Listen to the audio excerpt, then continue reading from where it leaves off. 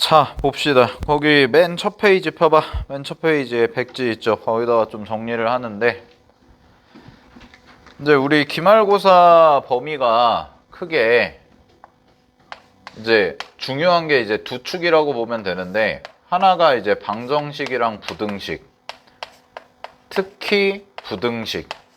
요게 어렵고요.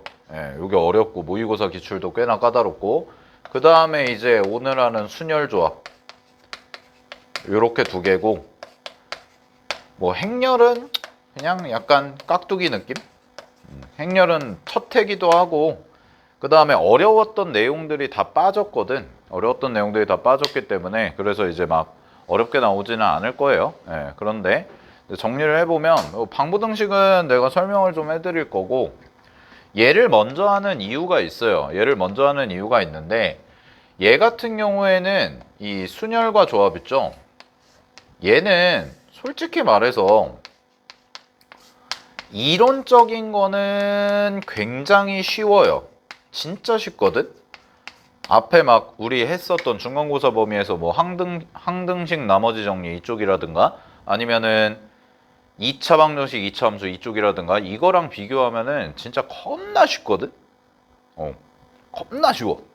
막 그리고 복잡한 계산 이런 거 없죠. 전혀 복잡한 계산 이런 거 없고, 그리고 순열조합 문제는 대부분 틀리는 이유가 뭐냐면, 왜 우리 이차함수나 이런 거는 솔직히 이제 문제 풀다 보면 선생님 잘 모르겠어요, 아예 문제가 무슨 뜻인지 모르겠어요, 약간 이런 느낌이 많잖아.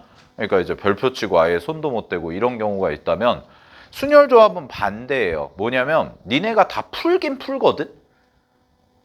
답을 내. 여러분의 답이 정답이 아닌 거지. 나는 답을 144라고 냈는데 정답은 288이래. 그럼 나는 곱하기 1을 어딘가에 빼먹은 거잖아. 그런 경우가 되게 많거든. 그래서 순열조합은 이론 자체는 굉장히 쉬운데, 여러분이 문제를 풀다 보면, 이제 문제를 풀면 이게 굉장히 짜증이 날 거예요. 그러니까 이건 짜증이거든. 그러니까 몰라서 안 풀려서 막 좌절 이런 느낌이 아니라, 아니 분명히 내가 답을 내 가지고 풀었는데 아씨 푸는 족족 틀려, 막 그럴 수가 있단 말이야. 그러면 이제 아니면은 또 짜증나는 경우가 이런 거지. 나는 이제 답을 냈는데 객관식인데 답이 없어. 나는 1450이 나왔는데 답이 없어. 막 답지는 다 세 자리야. 말도 안 되게 큰 숫자를 구한 거잖아요. 그지? 그런 것들을 교정을 해 나가야 돼. 그래서 순열조합 공부의 핵심은, 자 거기다 필기를 하시면, 순열조합은 어떻게 해야지 여러분이 시험을 잘 볼 수 있냐. 얘는 꾸준한 반복을 통한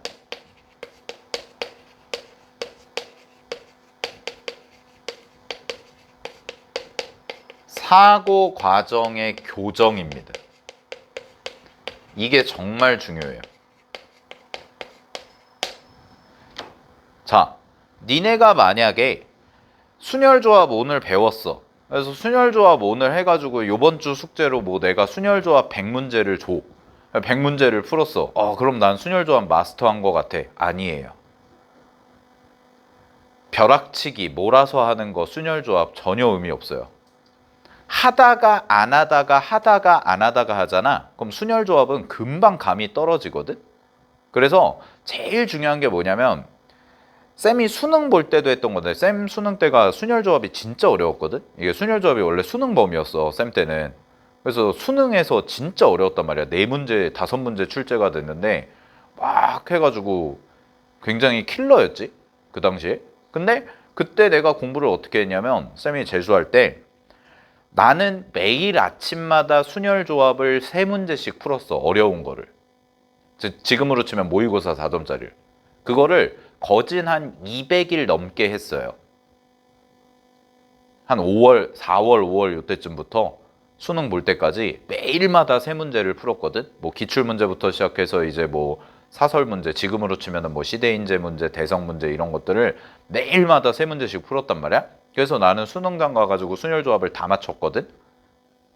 이제 다른 걸 틀려가지고 그랬지만, 알겠니? 근데 중요한 건 뭐냐? 이거야. 순열 조합은 여러분이 딱 이렇게 그냥 결정을 하면 돼. 니네 기말고사 볼 때까지 매일마다 매일 세 문제에서 네 문제 정도씩을 그냥 꾸준히 풀어야 돼요. 매일매일. 이걸 시킬 거거든 내가. 근데 니네 보고 해라. 자율성을 주잖아. 안 해.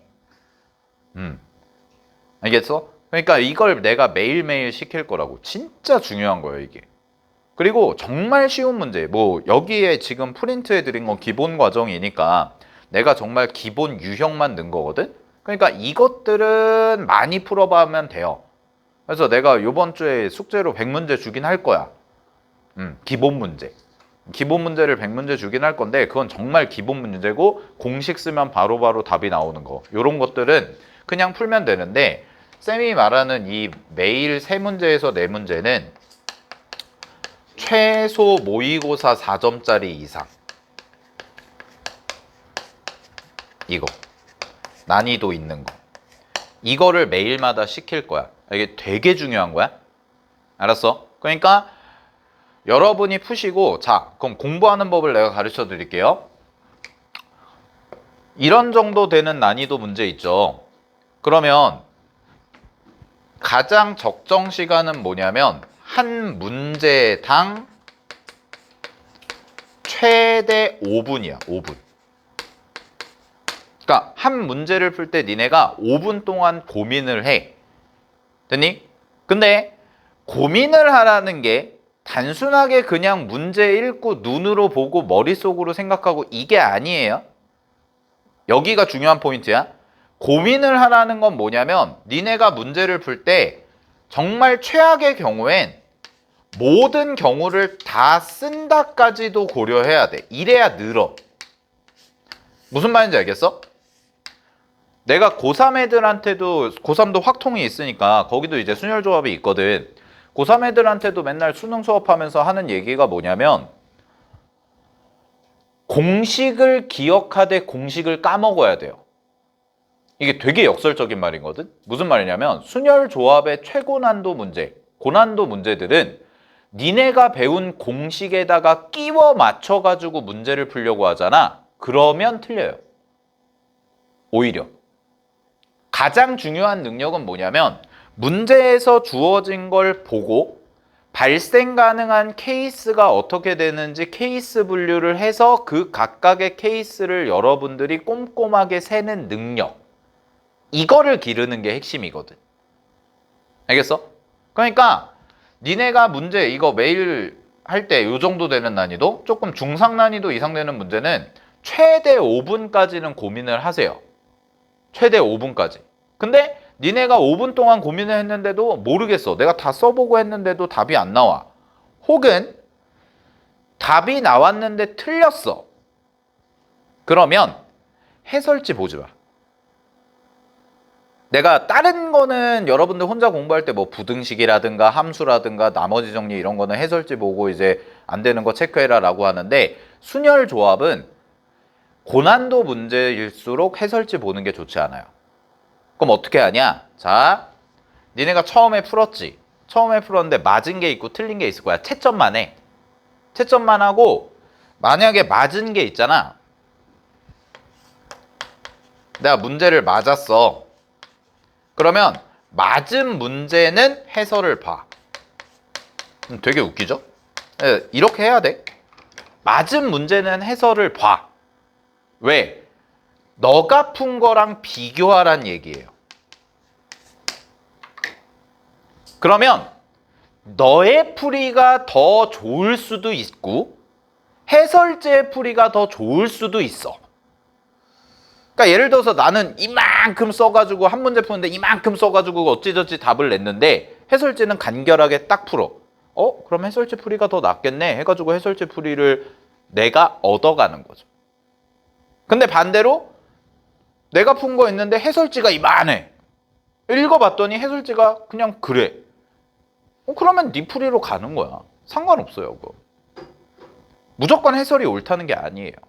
왜냐면 순열조합은 선생님들마다도 푸는 방식이 다르고 여러분들 자체적으로도 푸는 방식이 다르기 때문에 내가 푸는, 심지어 내가 푸는 풀이보다 니네가 푸는 풀이가 더 좋을 때도 있어. 미처 내가 생각하지 못한 걸. 알겠니? 그러면 니네가 했을 때 나한테 질문해. 선생님 저 이렇게 생각했는데 이렇게 풀었는데 괜찮지 않나요? 자랑해. 그러면 내가 봤을 때 괜찮네. 나도 못 생각한 거일 수도 있거든. 알았지? 그러니까 맞은 문제를 오히려 해설을 보고요. 대신에 자, 내가 채점을 했는데 틀렸어. 그럼 틀렸으면 해설 보지 말고 다시 푸세요. 해설을 보지 말고 다시 풀어. 근데 자, 다시 풀 때 어떻게 푸냐? 봐봐. 예를 들어서 내 답이 여기다 써줄게. 예를 들어서 내가 어떤 문제를 풀었는데 내가 쓴 답이 72야. 근데 정답이 예를 들어서 144야. 그럼 내가 곱하기 2를 빼먹은 거잖아. 그럼 내가 곱하기 2를 어디서 빼먹은 날 찾아. 알겠어? 그 다음에 또 예를 들어서 내가 쓴 답이 뭐 68이 나왔어. 근데 해설지의 정답은 51래. 그러면 이제 이런 거죠. 내가 정답보다 더 센 거죠. 그지? 내가 정답보다 더 셌잖아. 그럼 그 말은 중복해서 센 게 있다는 얘기야. 무슨 말인지 알겠어? 중복해서 센 게 있을 거라고. 그러니까 세지 말아야 될 걸 셌거나 아니면 한 번만 세야 될 걸 두 번 센 거죠. 이해됐어요? 그러니까 여러분들은 어디를 더 셌는지를 찾는 거예요. 이 틀린 문제를 다시 풀라는 거. 아예 처음부터 다시 풀라는 게 아니라 니네가 푼 거를 가지고 다시 풀 때 내가 어디서 더 셌지를 고민하면서 푸는 거라고. 알았어? 오케이? 뭐 반대 경우는 이거겠죠. 정답이 더 커. 그럼 정답이 더 크면 내가 어떤 부분을 빠뜨렸나. 이게 끊임없이 사고가 되고 꾸준히 반복을 해서 여러분들의 사고 과정이 아주 최적화돼가지고 날선 상태로 기말고사를 보러 가야 돼요. 무슨 말인지 알겠어요? 그러니까 순열조합 단원은 지금까지 해왔던 중간고사와는 완전히 공부 방식이 달라야 돼요. 그냥 단순하게 공식 외우고 뭐 시계 세우고 뭐 하고 안 되면 해설지 보고 이게 아니라고. 그리고 진짜 웃긴 게 이런 거거든. 순열조합은 모의고사 기출문제 있잖아. 뭐 자이스토리 이런 데 있는 거 아니면 뭐 학교에서 주는 거. 그랬을 때 모의고사 기출문제나 자이스토리 이런 거 니네한테 줬을 때 만약에 예를 들어서 어떤 문제가 있어. 근데 그 문제가 원래 문제는 6명이야. 근데 형태는 똑같아. 문장 구조 똑같아. 근데 사람만 8명이 되잖아. 완전히 다른 문제가 돼요. 알겠니? 아니면 이런 거야. 만약에 내가 뭘 나눠줘. 나눠주는 문제인데 원래 문제는 연필이랑 지우개만 나눠줘. 근데 하나 더 추가해가지고 뭐 컴퍼스까지 나눠준대. 그러면 완전히 다른 문제가 된다. 그러니까 절대로 문제풀이 방식을 암기하는 건 금물입니다. 그냥 숫자만 바꿔도 완전히 다른 문제가 된다. 알겠어? 그러니까 이 문제 나오면 이렇게 푸는 거였지? 그게 최악의 공부 방법이야. 순열조합은. 그럼 다 틀려. 알았어요? 그러니까 여러분들의 그 순열조합에 대한 역량 자체, 능력 자체를 늘리는 데 초점을 맞춰야 되고 그러기 위해서는 쌤이 얘기한 것처럼 이런 방식을 가지고 자꾸 공부를 해나가야 된다고. 물론 기본 문제 있죠. 정말 기본 문제, 유형. 이거는 만약에 틀리잖아. 틀리면 네 머리를 쿵 하고 찍으면서 왜 틀렸지? 이러면 돼요. 이런 건 틀리면 안 돼. 알았어? 그러니까 기본 문제는 그냥 꾸준히 그냥 이거는 양치기로도 충분히 가능해. 알았어? 많이 풀면 돼 걔는. 근데 내가 말하는 건 최소 모의고사 4점 이상 고난도 문제. 요 고난도 문제를 학습할 때는 이런 방식을 가지고 공부를 하셔야 된다라는 거. 알겠지? 그리고 끊임없이 질문을 하시는데 질문을 할 때 가장 베스트한 질문은 뭐냐? 선생님, 저는 이걸 이렇게 생각해가지고 이런 답이 나왔는데 제 풀이가 어디가 잘못된 걸까요? 이게 제일 베스트한 질문이야. 알았죠? 오케이? 그러면 선생님들이 많이 힘들어해. 내가 푸는 거보다 너가 잘못된 걸 찾아주는 게 더 힘들거든? 왜냐면 네가 푼 걸 봐야 될 거 아니야. 알겠어? 근데 그러면서 늘어요. 그러면서 늘려가야 됩니다. 알았죠? 자, 여기까지가 이제 공모 항목이라서 요거를 내가 5월 7일부터 수요일이죠. 5월 7일부터 줄 거예요. 줄 거니까 꾸준히 반복하시고 훈련하시고 내가 철저하게 점검을 할 겁니다. 알겠니? 그래야 늡니다. 자, 그 다음에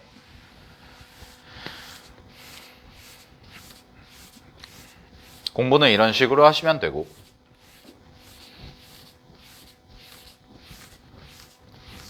그러면 이제 기본적인 문제풀이의 루틴을 가르쳐 드릴 텐데 잘 봐. 뭐 아주 기본적인 건 안 할게요.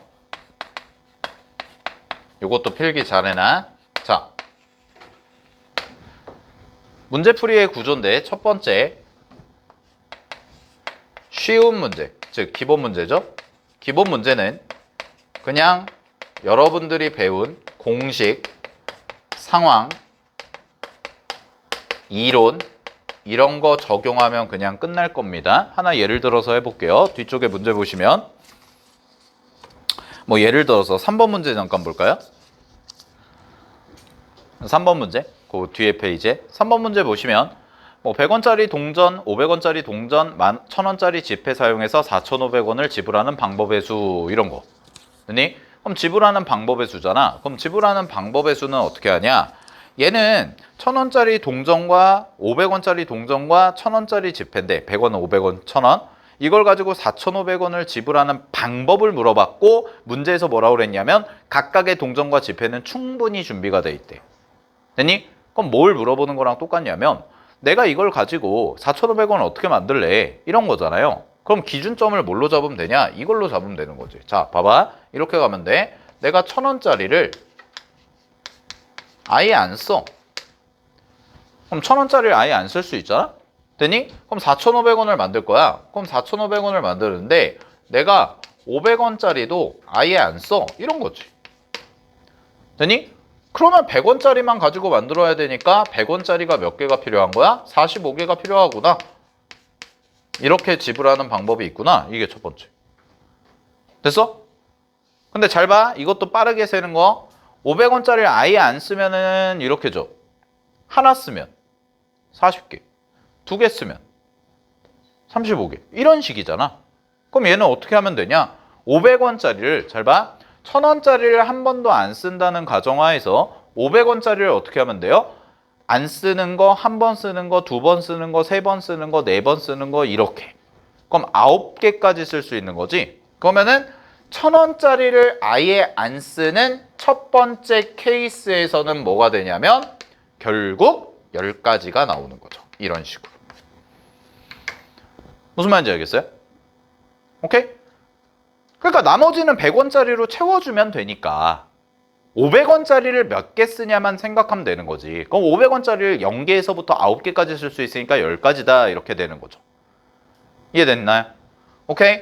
그 다음에 두 번째 케이스는 그럼 뭐야? 두 번째 케이스는 내가 1000원짜리를 한 장만 쓰자 이런 거지. 그럼 얘는 어떻게 하면 되냐? 자, 이제 빠르게 갈게. 500원짜리 개수가 결국은 뭐가 될 거냐면 방법의 수가 될 거 아니에요? 그러면 500원짜리를 몇 개까지 쓸 수 있는 거냐면 7개까지 쓸 수 있는 거잖아. 그지? 그러니까 얘는 몇 개인 거야? 8개.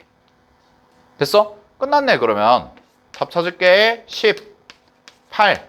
그 다음은 뭐야? 6. 됐니? 그 다음은 4. 여기까지 하면은 4장 쓴 거죠? 됐어요? 오케이? 4장 쓴 거. 1000원짜리를 4장 썼어. 아, 미안. 3장 쓴 거. 그 다음에 마지막은 뭐야?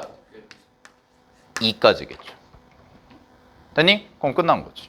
그래서 정답은 뭐가 되냐? 요렇게 하면 12, 요렇게 하면 12, 여기 가운데가 6. 그래서 정답은 얼마예요? 32번. 이렇게. 이런 기본 문제들. 알았죠? 그러니까 기본적인 문제들은 그냥 여러분이 배웠던 이론, 공식 이런 거 쓰고 그 다음에 상황에 맞춰서만 잘 적용해 주시면 된다고. 이거는 그냥 양치기로 충분히 연습이 돼요. 여러 번 많이 풀어보면 됩니다. 됐어요? 이건 사고력도 필요가 없어요. 그냥 하면 되는 거야. 알겠지? 자, 근데 봐봐. 두 번째. 그래도 조금 난이도가 어려운 중상 난이도 이상 되는 문제는 무조건 뭐가 들어갈 수밖에 없냐? 어떤 문제풀이의 구조가 있을 텐데 내가 그 구조의 틀을 잡아줄게요. 자, 갑니다. 항상 구조는 어떻게 될 거냐면 케이스 분류로 시작을 할 거예요.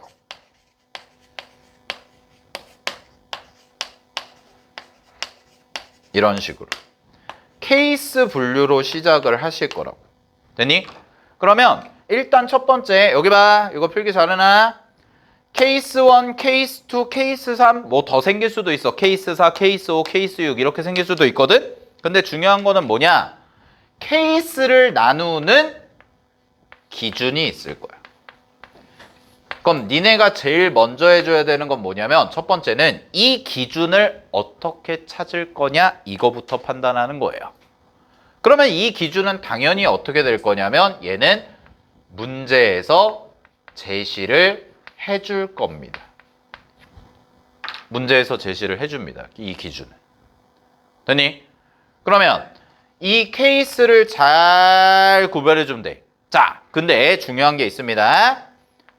요 케이스를 할 때는 제일 중요한 게 뭐냐? 케이스끼리는 절대로 중복되는 경우가 없도록 케이스를 분류해 주는 게 중요해요.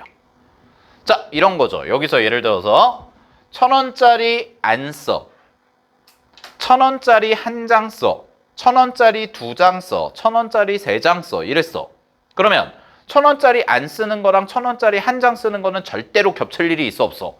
없지. 이렇게 분류를 해야 된다. 알겠니? 자, 그러면 제일 먼저 해줘야 되는 게 케이스 분류를 하는 거고 그 케이스 분류의 기준은 문제에서 제시가 될 거다. 자, 그러면 내가 케이스 분류를 했으니까 그 다음에 두 번째 케이스 1에 해당되는 거 경우의 수 구하시고 케이스 2에 해당되는 거 경우의 수 구하시고 케이스 3에 해당되는 거 경우의 수 구하면 되죠. 됐어요? 그러면 각각의 경우들이 나오네. 그럼 이 세 개를 뭐 해주면 되는 거야? 더해주면 정답이다. 이게 가장 기본 틀입니다. 그래서 보통은 어떤 식으로 계산이 들어가냐면 요 하나의 케이스에서는 보통 곱의 법칙이라든가 아니면 순열 계산이라든가 조합 계산이 들어갑니다. 여기서는. 그리고 요렇게 세로로 봤을 때 케이스 1, 케이스 2, 케이스 3이 있잖아? 그럼 이 각각의 케이스들은 그냥 뭐 해주시면 되는 거야? 더해주시면 되는 거죠. 즉 합의 법칙을 해주시면 돼요. 무슨 말인지 알겠나요? 오케이? 그래서 가로는 곱의 법칙이라든가 순열조합 계산, 세로는 합의 법칙으로 계산한다라는 거. 이게 가장 기본 틀. 됐니? 여기까지? 자, 그 다음에 세 번째. 자, 쌤이 이제 주장하는 건데 요거는 뭐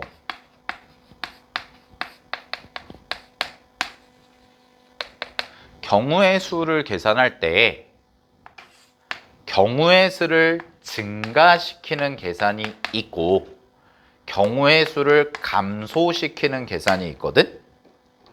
자, 대표적인 거 한번 해볼게요. 경우의 수를 증가시키는 계산. 제일 첫 번째가 합의 법칙.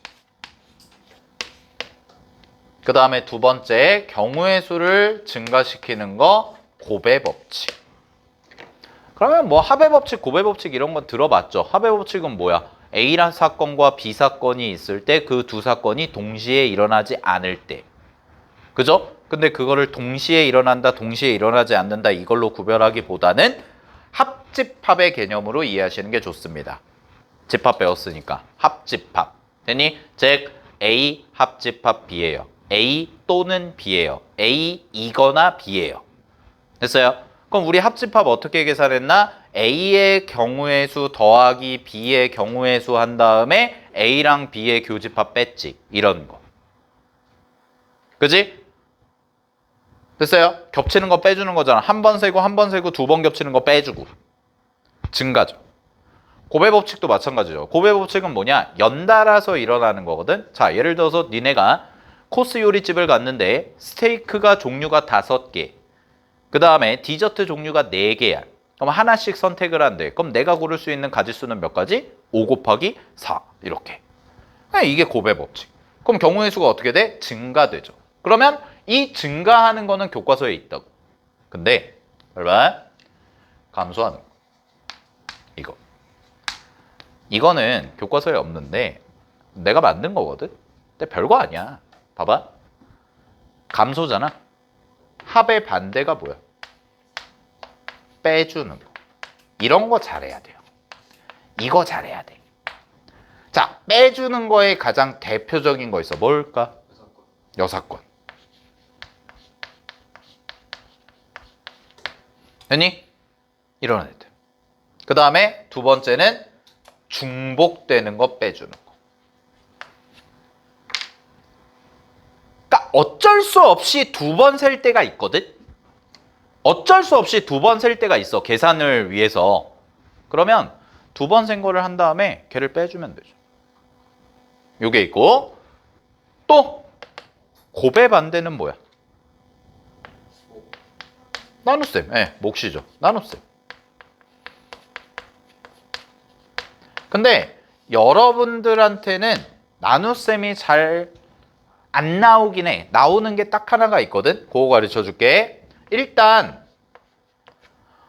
이거 나중에 확통 가면 원순열 니네 참 빠졌구나. 근데 써줄게. 원순열이라는 게 있어요. 여러분들 교육과정에서 빠졌어. 지금은 있는데 원순열이라는 게 있는데 원순열이 대표적인 나눗셈이거든. 됐니? 뭐 같은 것을 포함한 순열도 그렇고. 근데 이거는 뭐 일단 없다 치고 이건 우리 시험 범위가 아니니까. 자, 여러분이 배우는 순열 조합에서 나눗셈 계산을 하는 경우가 딱 하나 있어. 뭘까? 중복 조합이요? 중복 조합은 확통이지. 응? 조나누기. 그쵸? 정확한 명어로 분할이에요. 분할 분배가 있어요. 뒤에.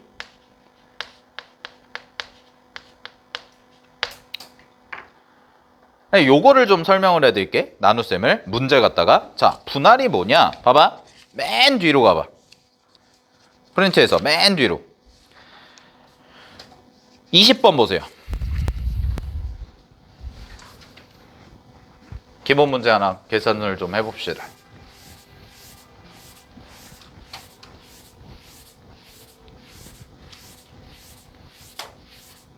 자, 저게 왜 나눗셈 계산이 될 수밖에 없냐? 일로 와봐. 20번 보면 갑니다. 6명을 3조로 나누려고 한대. 근데 첫 번째 경우가 뭐냐면 얘를 1명, 2명, 3명으로 나누고 싶대요. 그럼 얘는 어떻게 계산하면 되냐? 6명 중에서 1명 하는 거 뽑고 남은 5명 중에서 2명 뽑고 그 다음에 남은 3명 그대로 해주면 돼요. 그러면 끝이에요. 그러면 이거 계산하시면은 6시 1이니까 6에다가 곱하기 5시 2니까 10까지 해가지고 60까지 이렇게 나오는 거지. 되니? 근데 문제가 뭐냐? 두 번째 6명인데 이 6명을 2명 2명으로 나눈대. 그러면 이때는 어떻게 해야 되냐면 일단 답부터 찾으면 6명 중에 2명 뽑고 4명 중에 2명 뽑고 2명 중에 2명 뽑은 다음에 똑같은 인원을 몇 명 뽑았냐면 2명, 2명, 2명 이렇게 뽑았으니까 얘는 이렇게 해주셔야 돼요. 됐나요? 그래서 요게 이제 정답이 되는 거고 얘가 그럼 왜 하냐? 이 계산을 내가 왜 하냐? 이거를 아셔야 되는데, 자, 이렇게 적어 드릴게. 얘는 왜 300분의 1을 나누나요? 라고 하면 뽑는 순서가 중요하지 않기 때문에 그렇습니다. 근데 이 말은 무슨 얘기랑 똑같냐면 중요하지 않다는 얘기는 결국은 다른 경우가 아니라 같은 경우로 취급하겠다는 거거든. 자, 예를 들어서 해볼게. 봐봐. 6명을 둘로 쪼개. 근데 A, B, C, D, E, F라고 할게. 그랬을 때 내가 처음에 A, B를 뽑아. 그럼 A, B를 뽑는 경우의 수는 여기 들어가 있지? 됐니? 자, 그 다음에 C, D를 뽑아. 그 다음에 E, F를 뽑아. 이렇게. 그러면 A, B 한 조, C, D 한 조, E, F 한 조인 거지. 그지? 근데요. 처음에 EF를 뽑아요. 그럼 질문. EF를 뽑는 것도 여기 안에 들어가 있죠. 그지? 근데 내가 처음에 EF를 뽑았어. 그 다음에 여기서 AB를 뽑았어. 그리고 여기서 CD를 뽑았어. 자, 그럼 봐봐. 이 두 개를 비교하면 뽑아 놓은 결과가 어때? 똑같지. 되니? 그럼 뽑아 놓은 결과가 동일하기 때문에 이 친구는 어떻게 하면 돼요? 같은 경우로 취급하시면 돼요. 무슨 말인지 알겠나요? 오케이. 그러니까 이 친구는 같은 경우로 취급해라 라는 거라고. 그럼 그 말은 무슨 얘기랑 똑같냐? 중복되는 걸 빼주는 건데 얘는 중복되는 걸 감소시켜주는 거잖아. 근데 연산 자체가 뭘로 돼 있어? 곱으로 돼 있죠. 그럼 얘가 곱으로 돼 있으니까 이 친구는 뭐예요? 나눗셈으로 계산해라 이런 말이 되는 겁니다. 여기까지 됐나요? 오케이. 됐죠? 자, 그 다음에 7번, 맨 마지막 문제도 비슷한 건데 23번 문제. 이거 토너먼트 문제. 얘도 쌤이 해설지랑 좀 다르게 풀어볼게요. 쌤은 대진표 문제를 이렇게 풀거든. 자, 일단 한 번쯤은 다 풀어봤을 거야. 그런 문제들. 근데 나는 이렇게 풀어. 봐봐. 자, 여기 봐. 어떻게 푸냐? 답은 이거야. 전체 몇 명이야? 7명이죠. 7패. 하고 그 다음에 곱하기 자 보세요. 2분의 1 2분의 1 2분의 1 2분의 1 하면 정답입니다. 그럼 정답이야. 그럼 뭐 어떻게 하냐? 7팩이니까 5040이죠. 이 정도는 외워라이. 외워. 팩토리얼 알죠? 팩토리얼. n팩은 뭐야? n 곱하기 n-1 곱하기 n-2 곱하기 쭉쭉쭉 1까지. 그지? 그러면은 4팩 얼마예요? 24. 5팩은 120. 6팩은 720. 7팩은 5040. 8팩은 4320. 알겠어?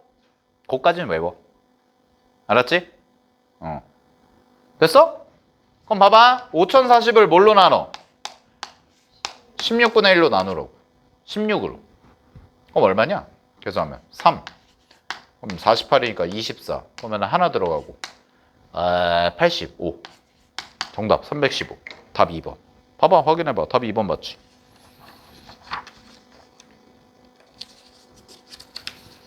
그지? 네. 답 2번. 맞죠? 근데 이게 원래는 어떻게 푸냐면 원래는 거기 해설이 없는데 원래는 넷셋 쪼개고 걔를 또 둘둘 쪼개고 둘 하나 쪼개고 해가지고 막 한단 말이야. 알겠어? 근데 그럴 필요가 없는 게 잘 봐. 이게 쌤이 가르쳐준 게 전문 용어가 이거거든? 여러분은 영어 잘하니까 이거 무슨 뜻이야? 반전, 반사, 반대 이런 약간 이렇게 반대는 아니고 뭐야? 약간 반사 약간 이런 느낌이잖아. 그지? 이거예요. 전체가 일렬로 배열을 해. 7명이니까. 그 다음에 뒤집었을 때 똑같은 게 몇 개인지만 찾으면 돼. 그럼 자, 맨 왼쪽 거부터 할게. 맨 왼쪽 거에 뒤집었을 때 똑같은 게 뭐가 있어? 두 번째, 세 번째 동그라미 있죠? 그죠? 그 다음에 오른쪽으로 갈게요. 오른쪽 쪽으로. 네 번째, 다섯 번째, 여섯 번째, 일곱 번째 뒤집었을 때 똑같죠? 한일전이나 일한전이나 영고전이나 고연전이나 똑같은 거 아니야? 그지? 그 다음에 봐봐. 그 다음에 전체도 봐야 돼. 두 번째 단계. 두 번째 단계에서 오른쪽 보시면 왼쪽도 두 개고 오른쪽도 두 개잖아. 그럼 대칭시켜도 어때? 똑같지. 그지? 그러면 대칭시켰을 때 똑같은 게 몇 가지가 있어? 하나, 둘, 셋, 넷, 네 가지가 있다. 끝. 이렇게 가는 거야.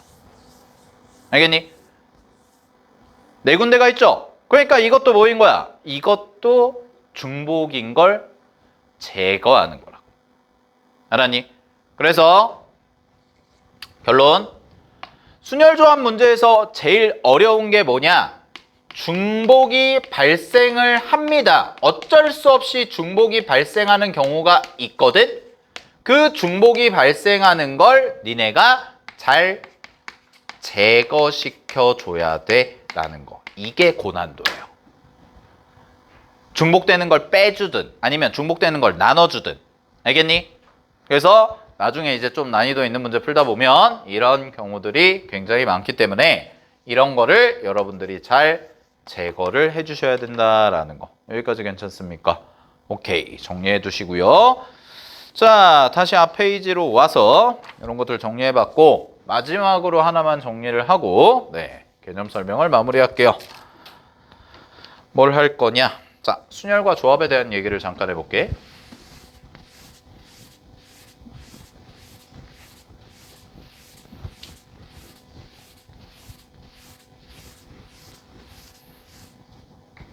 자, 마지막 네 번째.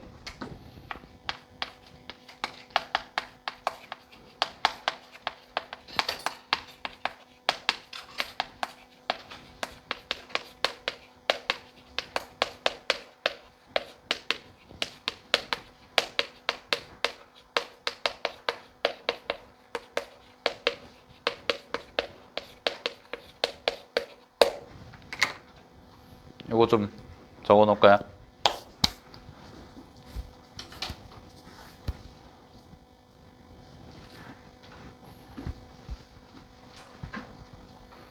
진짜 요거를 이해하면은 순열 조합을 완벽하게 이해를 한 건데, 순열이라는 것과 조합이라는 것은 상황의 함축적 표현이다 라고 부르거든, 쌤은.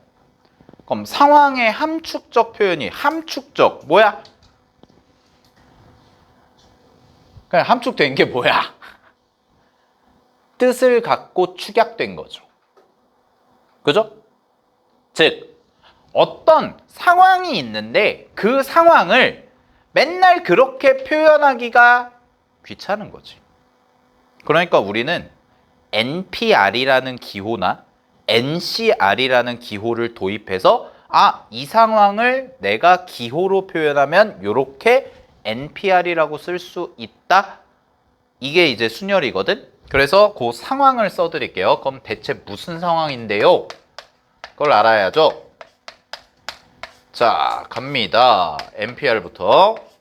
NPR은 얘는 서로 다른 N개 중에서 중복 없이 서로 다른 R개를 뽑아서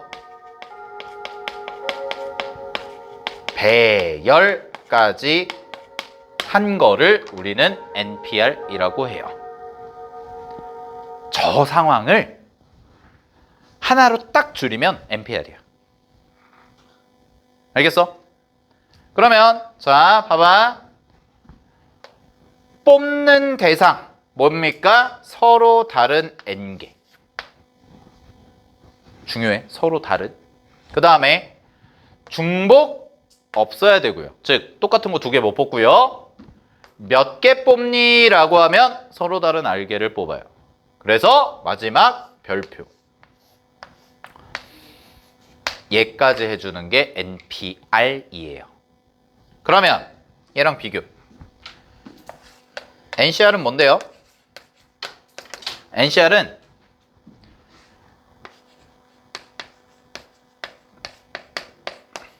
요까지입니다. 앞에 똑같습니다. 서로 다른 N개 중에서 중복을 허락하지 않고 중복 없이 R개를 뽑아! 끝. 배열 필요 없다는 거지. 알았어? 그러면 이제 이 공식이 이해가 될 텐데 잘 봐. 니네 NPR 공식 중에 우리 NPR 어떻게 계산하냐면 보통 예를 들어서 5P 숫자를 좀 키워볼게. 7P3 요거 한번 해볼게. 그럼 7P3 어떻게 계산해? 7 곱하기 6 곱하기 5다. 이거 알죠? 그죠? 근데 이게 이제 뭐냐? 7팩을 4팩으로 나눈 거죠? 뭐 이런 것도 있었지? 4팩 맞잖아! 그치? 4팩으로 나눈 거죠? 그 다음에 이런 것도 돼요. 잘 보세요. 이것도 되죠. 그치? 그리고 우리 조합 계산해. 만약에 예를 들어서 7C3 계산해봐. 그럼 7C3 계산하면 이거 어떻게 해요? 3 곱하기 2 곱하기 1분의 7 곱하기 6 곱하기 5다. 이렇게 계산하잖니? 근데 이게 결국 뭐냐? 이게 3팩 분의 7P3 이거인 거지. 일로 와봐. 얘랑 얘를 보면 돼. 무슨 얘기냐? 7P3은 뽑아서 뭐까지야? 배열이죠. 그래서 얘는 쌤이 뭐라고 부르냐? 순열은 무조건 2단계 구조입니다. 2단계 구조예요. 2단계 구조. 즉 7C3이 뭐야? 뽑은 거야. 그리고 3팩이 뭐인 거야? 배열한 거야. 그래서 얘는 뽑아서 배열이야. 그러면 이제 이게 이해가 될 거야. 쌤이 쭉 설명했던 게. 이게 뭐라고? 7C3이죠. 그지? 그럼 7C3인데 7C3은 뭐냐면 7P3을 3팩으로 나눴지. 그지? 뭐 한 거야? 제거시킨 겁니다. 즉 배열하는 경우를 제거시킨 거예요. 이해됐어요? 그러면 순열과 조합을 구별하는 기준, 즉 얘와 얘를 구별하는 기준이 뭐냐라고 하면 배열을 하냐 안 하냐 이거라. 그럼 배열을 하면 순열, 배열을 할 필요가 없으면 조합인 거지.